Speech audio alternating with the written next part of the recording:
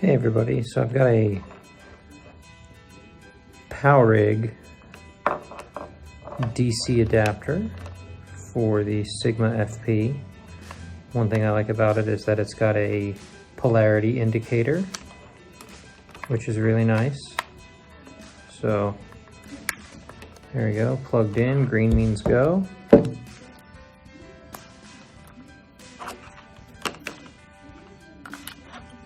Pop that bad boy in there, easy peasy.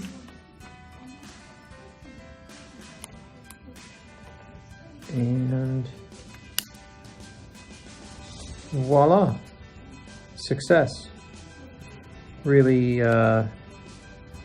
nice unit. I metered it with 16 volts coming out of the battery. I was getting 8.4 volts out of the adapter.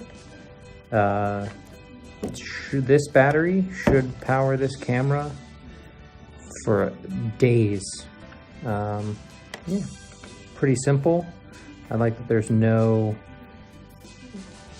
little hump in the middle. All of the electronics are built into the dummy battery itself.